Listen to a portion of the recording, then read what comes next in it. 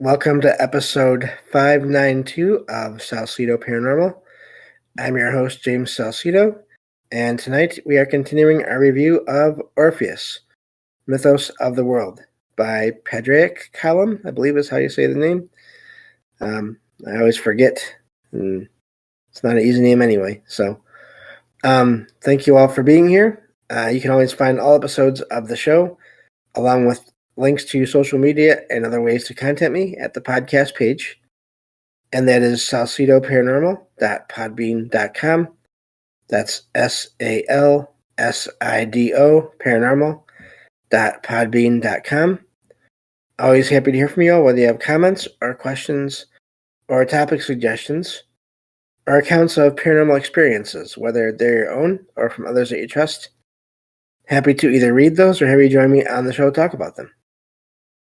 Thank you all for listening, whether you are here for the live streams on Discord, or if you listen to the podcast or YouTube feeds, or on the Troubled Minds Radio Network, KUAP Digital Broadcasting. There you can hear replays of 2 episodes of the show every night at 6 p.m. Pacific, 9 p.m. Eastern, right before Troubled Minds Radio comes on.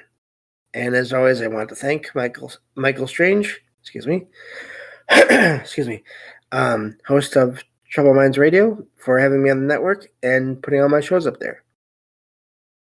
If you'd like to support the show, there are some different ways to do that. You can always share the show with others and rate and review it on your favorite podcast platform.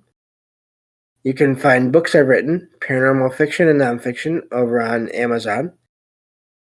You can also sign up for the Patreon page, where you'll get one extra episode of the show per week. Or you can just go to PayPal and make one-time donations. Support is never expected, but always appreciated these days, especially as there are expenses in making these shows and associated projects, such as the books that are going to be coming out along with the shows in time. That goes for research. What do you call it? Equipment. There we go. Equipment, research materials, and in some cases, travel expenses. And I think that covers all of that, now that I've messed all that up. So we can get into the material here. Again, how I do these review shows, in most cases, I use AI to summarize each of the chapters, and then I read the summarization, and we talk about it from there. So it's a lot easier than trying to read the whole book, because that will take a lot longer, and these series can go on for a while as it is. So let me see here. Let me get back to the document. And as of right now, we are on, let's see here. We are into Ishtar's descent into the world below. And this says, Ishtar, Lady of the Gods, decided to descend into the realm of Erkala, the place of darkness where her youthful love, Tammuz, had gone. At the first of 7 gates, the watchman, Nedu, Nedu, I think, took Ishtar's crown. At each gate, he removed more of her belongings there. And so by the time she got to, so basically powerless at this point, Ishtar came before lioness-headed goddess Erkala and her scribe, oh boy, Belitseri, Belit, and there's a sign over the E's, -SERI. Seeing the wretched state of the dead, Ishtar was terrified and begged to return. Erkala said that the underworld is a land of no return, darkness, and dust. She cursed Ishtar and had the demon Namtar afflict her with plague. Ishtar became like the dead. Again, keep in mind this is mythology here, so don't take anything too literally. Just think of more concepts here because otherwise it kind of can get pretty gross at times. With Ishtar gone, life and desire faded on Earth. Animals stopped mating, and men and women ceased relations. The sun guard, Shamash, Shamash, told Ea, and that's Ea, this calamity would end all life. Ea formed the being Dushu Namir. Again, I'm going to be terrible at pronouncing all these names, and I apologize. It's UD-DUSHU-NAMIR, and sent him to demand the water of life from Arkala to revive Ishtar. Arkala raged, but had to give it. Ishtar was sprinkled with the water of life. At each gate, the watchman returned her belongings. She left the underworld alive, but bowed low. On earth, Ishtar's power returned. Life and desire resumed. Bulls, stallions, and warriors coupled with females. Creation rejoiced and praised Ishtar. The gods knew their creation would endure. So that's the end of that section there. Moving on to Persian mythology. I think we were in the middle of a chapter there the last time we stopped. But anyway, so you have this sort of this cycle of, or this pattern of death and rebirth in one form or another in so much of mythology. And so that's common all around the world, I think. And moving on to the next section here, like I said, Persian mythology. This one starts off with Jamshid, I'm not sure about that, Jamshid, the Resplendent. For 1,000 years, the world was free of the evil works of Angra Manu, Angra, and then Mainyu, during the reign of the Resplendent. I'm just going to say that for the last name there, who had the glory of the favored kings of Iran. I believe, if I'm not mistaken, Persia is sort of what has become that region of the world now. I don't think there's an area with that name currently. Previous kings included, and it goes over here, this description of previous kings before the Resplendent there. Gaia Maritain. Men lived in mountains, wore animal skins. So it's basically just a description of the time, I guess, of each of these kings. Siamak fought this demon, Angra Manu, and died, bringing gloom. Hoshang, Hoshang, gave fire, metal use, irrigation, agriculture, animal domestication, and justice. First to have the glory. Tamarath, Tahmurath, subdued Angra Manu and rode him as a horse until betrayed. Spared Devas, who taught writing to men. Let's see here. So Jamshid won back the glory in his 1,000-year reign.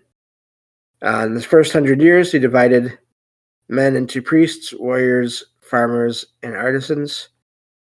The next 100 years built palaces, temples, and walled cities like Persepolis.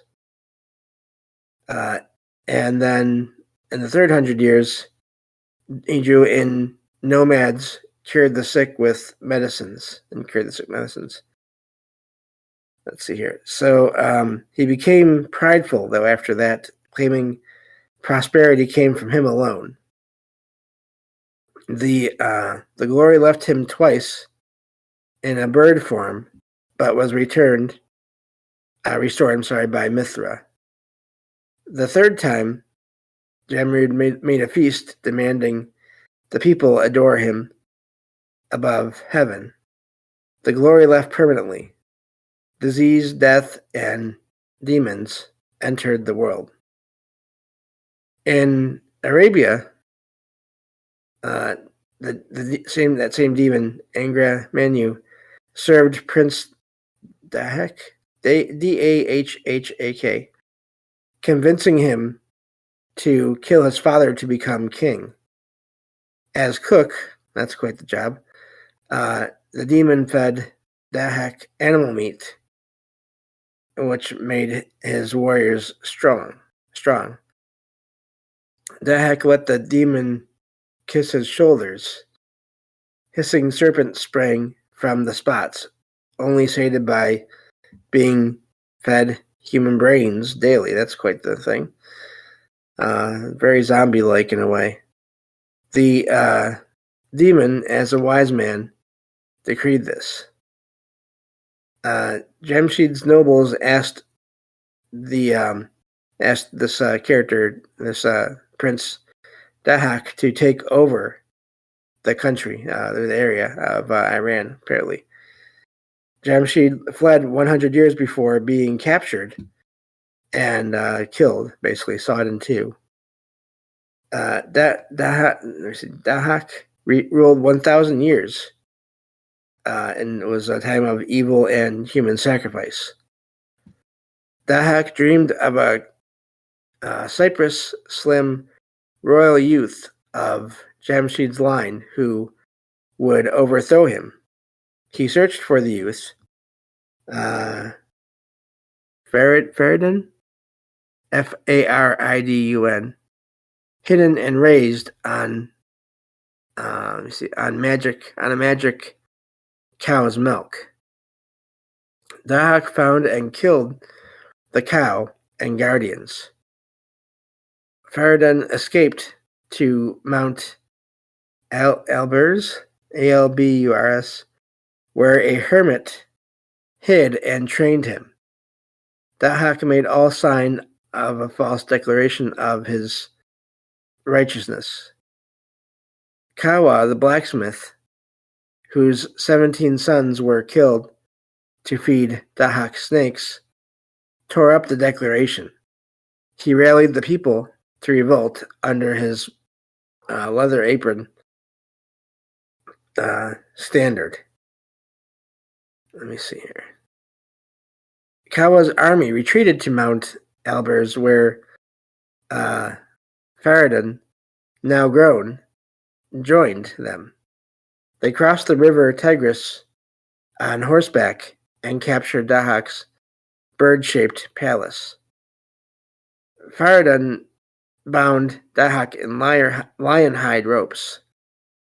The angel Sraosha, that's quite the one to say, Sraosha, stopped him from killing Dahhak, so he chained him to Mount Damavand, Damavand. Faridun ruled with the glory and prosperity. Prophecy says Angra Menu will one day free Dahhak to destroy 1/3 of men, cattle, sheep, and nature. Ahura Mazda will send Sraosha to wake the hero Karasaspa, who will slay Dahhak and restore happiness. So that's quite the myth there. That's a lot going on. Yeah, I don't know, that's a lot of fighting and a lot of these sort of talks about pride there, which is always a good lesson to keep in mind, I think. And but yeah, so moving on to the next section here, because I think we have time to at least get one more in. This next chapter is let's see here, Jewish post-Christian period of time. So, and again, keep in mind that mythology can be connected with religion, but we're not really focusing on that from a point of view of any support or non-support. Basically, just the idea we're talking about ideas and concepts here, and especially having to do with the paranormal. And so, this is not not the I'm trying to say here. This is just a look at mythology of the past and the concepts there, and the ways they interact with the paranormal. So. It says the angels and the creation of man. This is the first section of this chapter. It says when God created the world, the 22 letters of the alphabet pleaded to be the first letter. That's amazing. So this idea of these letters, these parts of language being sentient. God chose Beth, B-E-T-H, the first letter of Barak, B-A-R-A-C-H, Barak, I'm not sure, which also means bless. On the first day, God created heavens, earth, light, darkness, day, and night, and the foundation stone. On the second day, he created the angels. So again, you have this idea of these opposites being made. And stones, those have power in and of themselves. Think of diamonds or jewels, but also just the energy that stones have that we know of now. They have energy fields in some cases. On the third day, he created plants, cedars of Lebanon, iron, and paradise. On the fourth day, he created the sun, moon, and stars. On the fifth day, he created fish, Leviathan, birds, Ziz, Z-I-Z or Ziz. On the sixth day, he created animals and man. And for animals, it has the word behemoth here. Says God took counsel with the angels before creating man. Some angels protested and were consumed by fire, except Michael and Gabriel. God commanded Gabriel to gather dust from the earth. The earth refused until God himself took the dust. The highest angel, Samael, protested elevating man above angels. God cast Samael and his followers out as Satan and demons. So you have this changing of names here, according to this particular mythology there. It says that God named the man Adam and created Lilith with him. Lilith, knowing their equal origin, exalted herself and vanished. God made Eve from Adam's rib as his wife. They lived in paradise, guarding the animals, forbidden to eat from the central tree. Satan rode a serpent and sang to Eve. The serpent injected evil into the fruit. Eve ate and gave it to Adam. They realized their nakedness, of course, that says in the mythology there. It says that God expelled them from Eden, again, paradise there, I believe, appointing cherubim to guard it. I believe, type of entity there. I believe I've heard that referred to as angels, but I'm not sure. It says the earth, angels, and sun grieved the fall. They capitalize that there. Only the laughing moon was punished. So a lot of these things that are said to just be objects in a lot of these mythologies seem to have their own consciousness, which is always amazing. Let me see here. Let me look at how long this next section is. Okay, so yeah, there's not much more here in this section. It says the next section here, the other section of this chapter is the confounding of the angel of death. When Moses was to die, Samuel asked God's permission to take his soul. God said he had no right, but relented. Samuel confronted Moses, who was writing the ineffable name. So I guess that means the name of God there. Let me see. Moses' radiant face dimmed dimmed Samuel's eyes. Moses refused to yield his soul, citing his deeds, and Samuel fled. God angrily sent Samuel back to take the soul or be fired. I wonder if they mean like as in flames.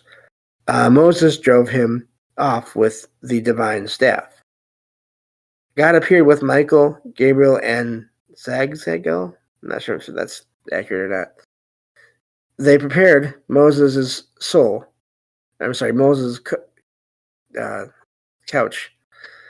God took Moses' soul with a kiss and laid it by his throne. Samuel searched for Moses' soul in the promised land, sea, abyss, clouds, tree of knowledge, mountain, and angels. All said they had not seen him since his great deeds. And again, you have these things, mountains, sea, the tree there, the tree of knowledge. And they all apparently said they had not seen him. So again, you have this idea of all things being sentient. That's amazing. Samuel asked men who said that God had taken Moses' soul to himself. Samuel was confounded by their spirit and words. So basically, I believe that means confused. So that's where we'll stop with the summaries here and just go over a little bit of that. The next section is going to be Greek. I think that's a good idea to leave that for next episode. It is amazing how much things can mix with each other in terms of mythology and religion and all these other things. I think I've said this before, but I think it's a good point to make here, and it does connect to the more of the paranormal, I think, in a way. Is that I have a few audiobooks that I've gotten over the last few years, and one is on the history of religions around the world. One is a history of mythology around the world, and one is a history of magic and rituals around the world. And there are overlaps in sections of each of these books that talk about basically the same things from those different points of view. And again, if you think of magic, again, it can seem very, very much part of the paranormal in terms of the paranormal. A lot of times it just seems to happen, but with magic, it seems to be a way to make or cause paranormal type things to happen in some cases. So just a little note there to all that. And yeah, so hopefully everyone has been enjoying this series on this mythology here. And I have. It's been amazing. We'll definitely find some more books on this later on, mythology, and maybe get more and different stories and legends and things like that to add to this whole exploration of this. Eventually, we won't do that right away. We'll review some other books first, and like I said, before I start recording here, the next one I want to review after we finish this book here, which will still be a little while. The next book I want to review is The Mothman Prophecies by John Keel. And really looking forward to that summary, and because there's a lot there. And it's amazing how mythology from the past, different creatures and entities seem to have similarities to different entities and creatures that are seen today in these times. So thank you all for listening, and I will talk to you all on the next episode of Salsidoparanormal. Take care.